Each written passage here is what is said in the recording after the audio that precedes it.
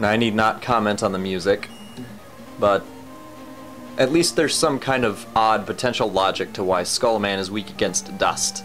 Perhaps you're trying to fossilize his carcassed ass. That's all I can come up with.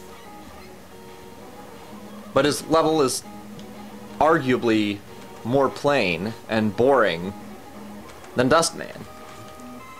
And Dustman's stage was gay as hell boring. This one just has lots of blue sky and a very slight bone motif.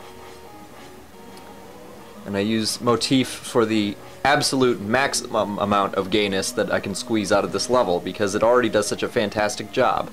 We might as well emphasize the point. This level is gay as hell. There are some moments where they're like, oh hey, we can add in some random exploration that isn't actually exploration. And since it's just a bunch of 10-year-olds playing this, they don't have the attention span to realize they're getting fucked over in their gameplay. Because, let's face it, some people romanticize the old days for how great they were for games. Yes, I would say that older games, in general, were able to deliver better on the goods. It was a different time. Things were fresh. You could do a lot more. But it had its share of lemons. More than its share of lemons. It doesn't take too much exploration to find them, either. And unfortunately, as far as Mega Man games go, I know I've beaten this point to death, but while not a lemon, per se, this is certainly not a strong entry. In fact, the end theme song is one of the strongest things about the game.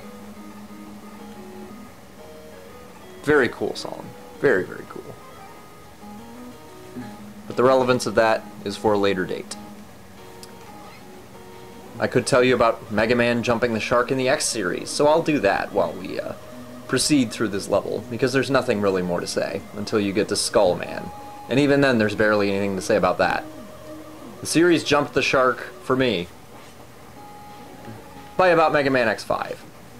Should have been the end of the series. I know, company decision, money, all that stuff, but the creator made some decisions that I found kind of disappointing. Such as deciding that Zero is actually, although a hard-ass and always willing to blow shit up, as per Wily's direction, given that he built the motherfucker, he decided that Zero did not destroy the original Mega Man. The original Mega Man just disappears or runs out of batteries or some stupid shit. And the idea that Zero, if you've ever seen Mega Man X4 or 5, I forget which one it is, there's a cutscene where he kicks the shit out of Sigma, and he does so with a smile. That is not a robot that has much concern for life. So when you decide that it's in his character, having been built by Wily, to value life, you jumped the shark. You really did. And he really becomes more the star of the Mega Man series in the X era than does Mega Man, as far as I'm concerned. They really... not that he's more powerful, but...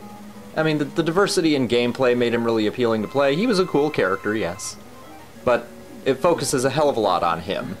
And not necessarily always in good ways.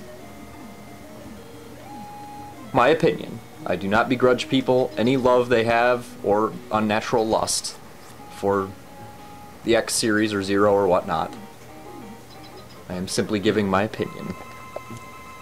Alright, so Skullman. I don't know, he must be the paleontologist labor leader or something. We'll just go with that. But, as previously mentioned, you use Dustman's attack, which fossilizes him, or some such. He is actually somewhat dangerous, because your weapon doesn't actually stop him. It does a lot of damage, but unlike some enemies, it doesn't stun him or anything of that nature. And he is very quick. So he will run you down, and he will cap you in the face. And do quite a bit of damage at that. I believe he does as much damage to you as you to him with the dust weapon.